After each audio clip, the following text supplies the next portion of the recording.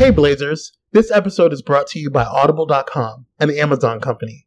Get a free audiobook download and a 30-day free trial at www.audibletrial.com/Blaze Entertainment. Or visit the sponsor and supporters links on our website at intotheblaze.com.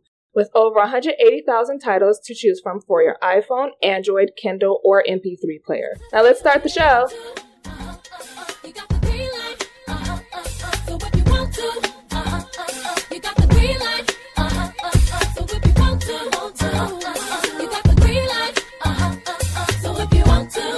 What's going on, Blazers? We are back with another episode of Blaze Entertainment Spotlight Edition.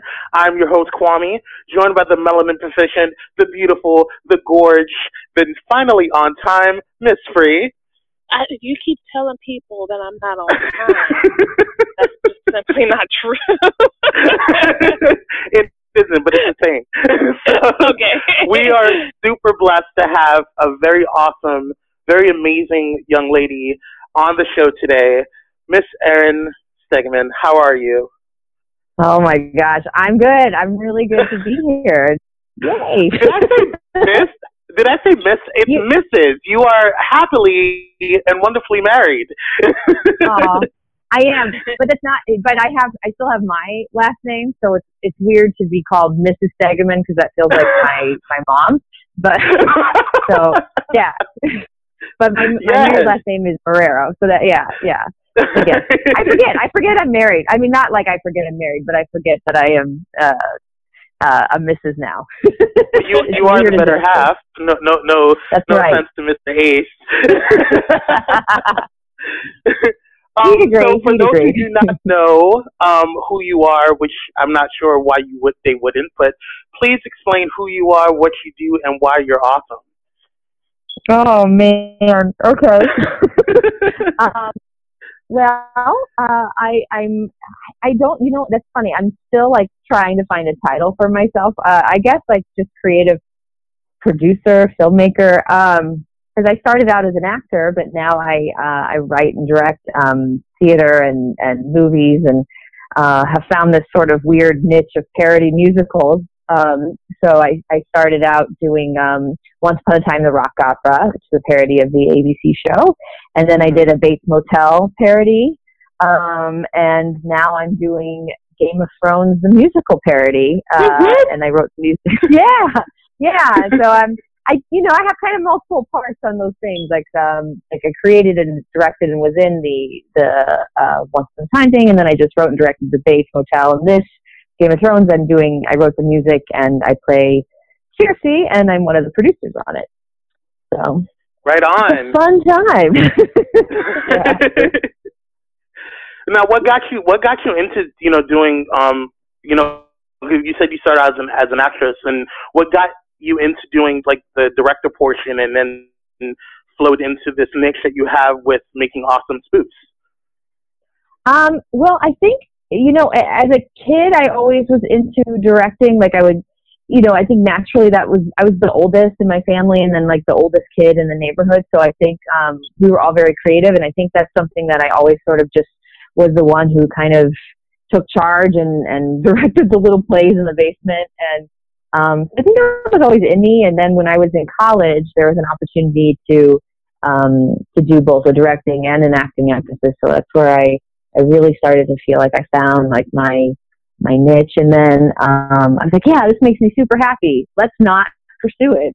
So I put that on hold for like 10 years, which is just really, I don't know why. I don't know why I did that. But it started kind of, calling me back a little bit a few years ago. I was acting and mostly acting and just not really loving life a lot, and just sort of got to a place where I was just like, whatever, if I'm meant to do something else, then please let that come into my life, or I'm willing to do it. I'm willing to, if it's in the entertainment industry, if it's not, whatever it is, I'm just willing to do it. And that week I got an offer for a journalism position, writing for an LA Weekly affiliated blog called Tangle Web. And nice. Started to meet a lot of, and I I just said yes to it, and I started to meet a bunch of content creators, and that was my job, covering like web series and all those kind of new YouTubers. It was sort of new at the time too. And so I met so many people and started to see how things were developing, and I got to go to Sundance and cover things at YouTube Studios, and it was really cool, and I saw kind of how it could be done, and then just started taking all these shows that I love and kind of put the two together, you know, just I have a comedic background, and I always loved stuff like Saturday Night Live and, you know, parody videos in general. And so just found that I really gravitated towards writing that kind of stuff and loving genre content, and just started to blend it all together. Nice. I don't know, it worked somehow. Definitely did. I actually had the honor and privilege of attending your Once Upon a Time rock opera, and it was one of the openings here in LA. And first of all, awesome. It was amazing. Oh, thank you. Hands down. Like at the time that was happening, like, 'cause I'm a big critic of TV shows, and so at the time I was starting to feel a little down about Once Upon a Time, and then I saw your show and I was like, yes, hope reinvigorated. Thank you. So, yeah. So now going into Game of Thrones, which is like me and Miss Free's all-time like favorite show ever. My really? favorite show of all time. My favorite book, everything. Oh, you're a book reader too. Oh man. Oh yeah. And when I tell you that Miss Free is like a Game of Thrones guru, she's gonna be modest about it, but she is the reason why. Because when I started watching Game of Thrones, like I started and I just watched the shows. I didn't read any of the books. I still haven't read any of the books. Miss Free teases me about it every day, but like it when I met her and she started telling me more about the background and everything, I got even more invigorated to, like, you know, want to learn more about the storyline and the backgrounds of each of the characters and stuff like that. And I'm curious to know, and when you were creating your spoof, did that help? Like, did you start like researching, you know, the characters, and what was your creative process with that? For Game of Thrones? Yes. Yeah. So that happened. Okay, so this is kind of there's an interesting story behind this and how this came to be. Okay. So, and I'll tie in, and I'll try not to talk too long here. I'll give you the abridged version. But so I tried a couple years ago to sneak into Once Upon a Time was having their premiere for their 4th season at the El Capitan Theater downtown Los Angeles, and I thought, I'm going to sneak into this. And so I went and I dressed up as Emma Swan, who I play in the film, and I was the only one out of like thousands of people in costume, and like I had this fake weave in, and it came out. It was a sad day. It was like I tried to sneak in, I got rejected like 2 or 3 times, and I was walking to my car like sobbing, okay, but you know, like lady tears until I could get to the car to the ugly cry. And this person comes up to me and hands me a postcard for Lost the Musical, which was a theater show that was premiering like the next month, and it's the same creators of Once Upon a Time. So I kept that card, and and at the time I was developing the rock opera, and so I called the creator of that show, Stephen Parker is his name, and I met with him, and I just asked him questions about, you know, parody law and what kind of support they were getting from the show, et cetera, et cetera. And it really, because of that meeting, I was able to make the rock opera. And then he and I just sort of stayed in touch. He's a super, super awesome geeky guy, like just totally a huge Game of Thrones. Like he's like read the book. He wrote the show. So he wrote Game of Thrones musical with Stephen Brandon, which is one of his friends. And so he called Ace and I, my husband Ace, and I up and asked us to be a part of the show, be a part of Game of Thrones, and if we would do the music and if we wanted to produce and then also be in the show. So Stephen and Ace are both huge Game of Thrones fans. I was sort of I'd seen about maybe like 40% of the series, and we used to have these nights where we would get with all our friends and watch them, and then the couple that hosted it broke up, so we stopped doing that. and they had HBO, so we were like, no. So they were the ones who approached us, and they're all huge super fans. The entire cast, everybody involved in this are huge Game of Thrones fans, and so since getting this project, I've been rewatching season 1 and getting caught up. So I still have like the last 2 seasons to go. But I'm really enjoying having like binge watching as part of my homework, my job now. Now, I don't want to take up most of the questions and stuff like that because I know Miss Free was super excited to speak with you. So, because she is, like I said, the Game of Thrones guru for Pyro Media Network. So, Miss Free, please. I was just going to ask you, for the Game of Thrones musical, I see here that you wrote the 13-song soundtrack for it. I was going to ask you what scenes in Game of Thrones inspired you to write your favorite soundtracks, your favorite songs in the soundtracks? Like, say, give me 2 exactly. Yeah, so this was interesting because normally I write both the lyrics and the music, and this was one of those cases where they came to me and they had already, the book was in place, so the lyrics were already there. And so they needed me to come up with the melodies, and then they were like, if there's anything you want to adjust, feel free, so I did have some wiggle room with some of the lyrics. So the show itself is season 1. So it with references to the other seasons. So we have like one of the songs that I had a lot of fun with, which you'll know. So there's in the first episode, Jaime has the line, "Oh, the things I do for love," before he pushes Bran out the window.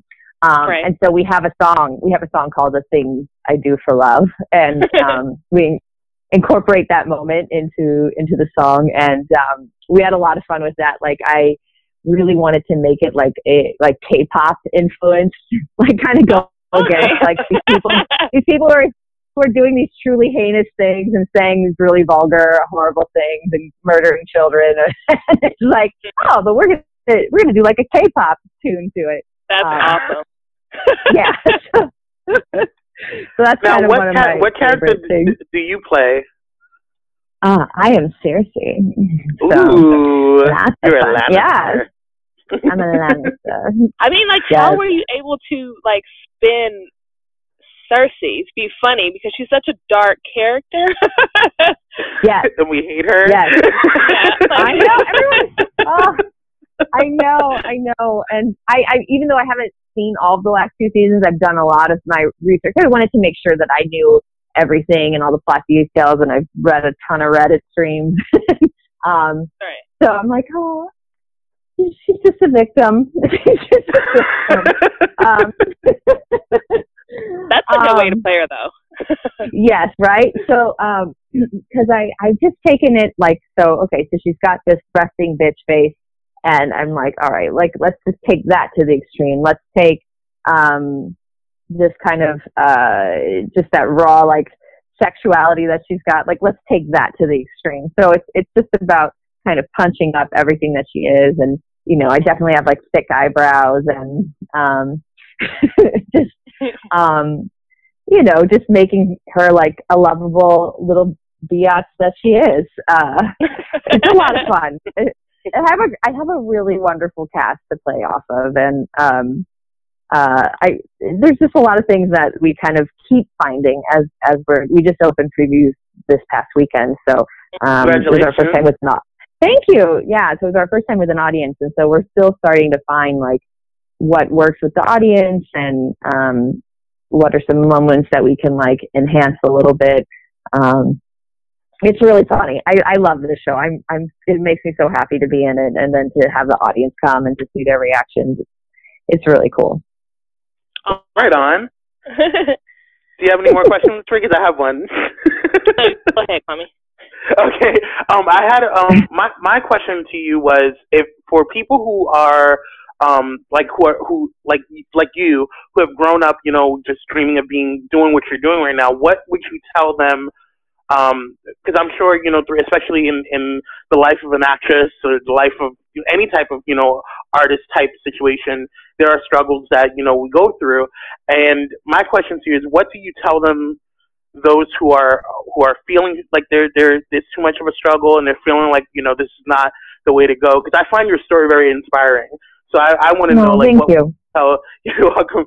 What do you tell those people who are struggling through the mess and trying to figure out what they're supposed to be doing in their calling and their niche? Well, for me, like, I really do think if you're struggling and unhappy, that's something telling you something, like that's information, and that you don't have to do the same course as everybody else. I was very, very unhappy just submitting and auditioning. It was not for me. And at that time, I'll say that, at that time, it just did not feel like that's what was bringing me joy. I wanted to make more money than I was making. I wanted to have time to travel, those things. And so when I really believe if you, just take time to go on walks or just be with yourself and check in and just, you have to keep connecting to what makes your heart really happy, and then do that and just give yourself permission to do that. I think that's really hard to do for some people because there's so much of this, like, I should be doing this, or the world wants me to do this, or I was so great at doing this, so I should be doing, it's like there's all that stuff we put on ourselves. And like for me, I will never forget this moment. I was going to a casting director workshop as an actor, these things that we pay for people to see us audition. It's horrible. And like totally illegal now. And I went to Starbucks like 2 hours before it and was writing. I just had become like, I just kind of felt the itch to write. And so I started writing a screenplay. And so I got into the thing early and was writing. And then it came time to go to the workshop and I didn't want to leave. I did not want to leave Starbucks. And so I didn't. It was the first time I chose to follow what was making me feel happy. And that really shifted everything for me. So from then on, it was like, okay, I'm just going to get rid of the shoulds and just, and make sure that what I'm doing, I love doing. It's really hard for me to say yes to a project that I don't love, because I won't show up. I'll find all these excuses to be late, or I think we know. I think our bodies and our spirit knows. It's just our brain that kind of gets in the way there. Yeah. And then, it's like doing the Once Upon a Time thing, which started as just a viral video. And I did it out of just pure, just enjoyment on my own, just to satisfy my own, sick mind. And then I just stuck with it. I just kept going with it and just kept thinking, wouldn't it be cool to tour? And that excitement got me to do the work. And then I thought about Comic-Con, and that would be cool. And that excitement of Comic-Con got me to do the work. And so it's I work more than I probably ever have before, but I enjoy it so much more. So it's easy to get up and do it. Mm-hmm. Amen to that. I know. Thank you. That was a really long answer. But yeah. Very well said, though. It's you got to have a good team, and I think the thing that I've learned between doing the different projects is I was kind of a one-man band for a while there. And now I'm so much more about how can I make it easier and more enjoyable, and bringing on, more team and delegating more things to other people. And that's been a real game changer too. Cool. Huh. You spoke to my spirit there. Aw, thank you. And so, I don't want to cut you off, Ms. Free. Go ahead. Huh?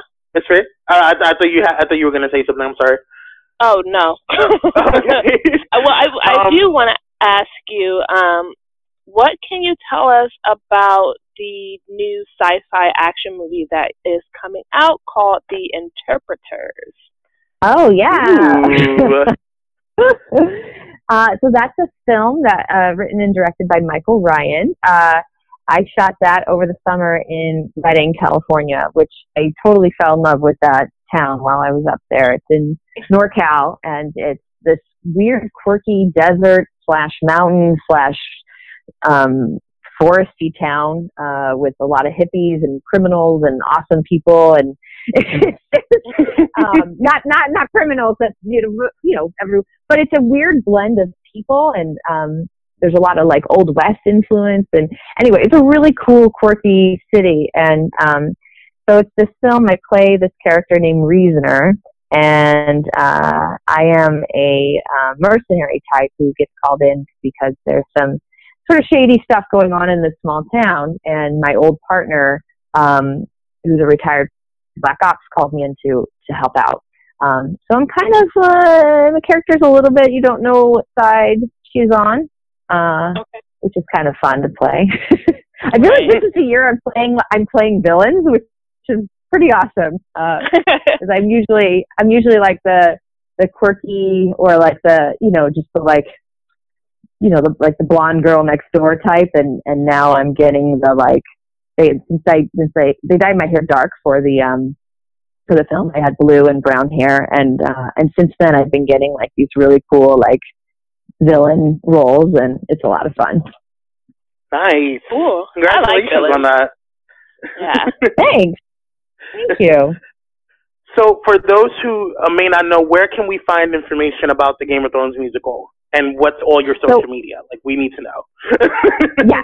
Okay. Yes, you must come. We are selling out like crazy, and it's been really, really awesome. But I want like everybody to come see it. It's gotthemusical.com, and you can also go to @gotmusical on Twitter. And my personal stuff is @Erin Stegeman, which is STEGEMAN. Yeah, I think that's it. That's mine on Instagram and Twitter. I'm not that great with Instagram. I'm better with my projects on Instagram, but I forget I have one. I'm like lazy. I don't like to switch like, over the accounts on the app. Yeah, right? I only use my Instagram for like when we have like events or I go on a trip or something. So I was like, oh yeah, I have an Instagram. Yeah, and I accidentally deleted like 2,000 photos off my phone. I'm terrible with pictures. Like I'm not like, I'd much rather do like Twitter and write a thing, or like, I can't, it's just, I feel like I have no point of view on Instagram. Like, there's nothing, I have nothing to offer. Yeah. One last question before we let you go. I know your time is short because you are a very busy woman. We mentioned your husband, Ace Marrero, and my question to you is, how has that worked in terms of both of you being in the same industry and like even working on similar projects together? Like, what is the secret to your awesome relationship that you guys have and still being able to work together? Aw, well, thank you. Yeah. Well, I think it helped that we met working together. We met doing summer stock theater in Iowa, which was one of the most intense experiences that I think both of us have ever had. We did 13 shows in 9 weeks. It was crazy. So, I mean, it was nonstop. Like, we were up at 9 going into tech until the sun came up some days. So meeting each other in like the highest stress situation kind of makes everything else seem a little bit easier. Yeah, so it's been, I think we met very young, like we met in college. So I was 20 at the time.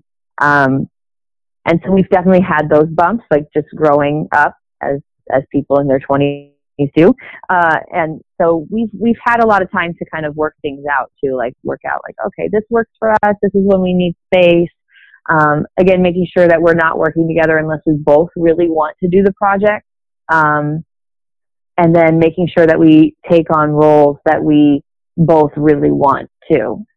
Because it's easy, a lot of people, because we have worked together for a long time, people will ask both of us to come onto a project.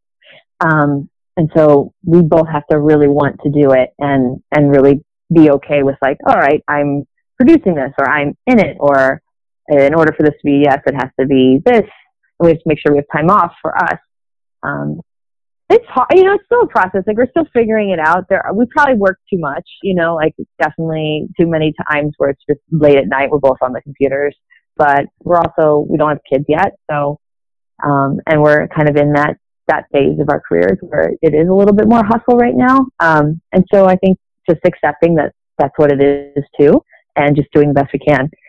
I guess that's it. I don't really, I don't think there's any, try not to, you know, if there's tips, like to save it for outside of the group. So people aren't uncomfortable around us. Yeah. Right on. Well, thank you so much for taking the time out of your schedule to speak with us. We truly appreciate it. It's been an honor to speak with you, and just for you to just see you, and just for me personally, just to see you from, you know, going from Once Upon a Time rock opera to what you're doing now, and even many more awesome shows that I'm sure you're going to create in the future. So thank you so much. Oh, thank you. Can I do one last quick plug? Sure. Yeah, sure. Okay. We're doing, we wrapped our tour on the Rock Opera, our screening tour, but we're doing one last very special screening for the Wayne Foundation, which is a charity that fights child sex trafficking. It's an awesome foundation. It's actually Kevin Smith's foundation. And so we are partnering with them, and we're doing a screening in Vancouver on March 26th. And some of the cast from Once Upon a Time, the show, it will be there. And so we have tickets on sale for that, and a portion of all ticket sales goes directly to the Wayne Foundation. And you can get that on indietix.net, which is INDIETIX.net. Right on. And I'll be there with some of my cast. Look at you doing great things for your country. You have to, you know? Yes. It's not just about money, it's about community. Really appreciate it. Miss Free, do you have anything else? Because I know you're excited about this. Nope, I'm all good. Thanks so much. Oh, you're welcome. Yes, let us know. We definitely have to go check out your the new show for Game of Thrones, and we'll probably be the loudest screaming. So we apologize ahead of time. Yes. I love it. You have to come in costume. For sure. Oh. Yeah. I wonder who it is. Yeah, people are doing that. People did that all weekend. We were like, oh my God, this is awesome. Like, wow. Yeah, it was great. You should go as Khaleesi, Miss Free.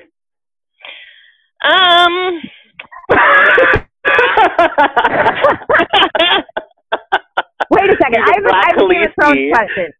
I have a Game of Thrones question for you. Okay. All right. Do you think Tyrion is Targaryen? Yes. I do. Yeah. Okay. I have a heavy belief that he is. Heavy belief. Yes. Same. Okay. Cool. No spoilers, though. Sorry, we don't know anything. Yes, you have to finish watching it. You have to get into like the later season to know why. Yeah, and I will. And once you get there, you'll understand why we were so confident in that answer. Yes. Oh, I've done enough like bits and pieces that I'm like yes. Okay. But there were people like fighting me on this the other day, and I'm like, no. They don't know what they're talking about. No, they don't know what they're talking about. Okay. Well, thank you so much. This has been another awesome episode of Blaze Entertainment Spotlight Edition. Go ahead and visit www.entertheblaze.com for more information about Blaze Entertainment and our shows. And Miss Free, we are out. Bye.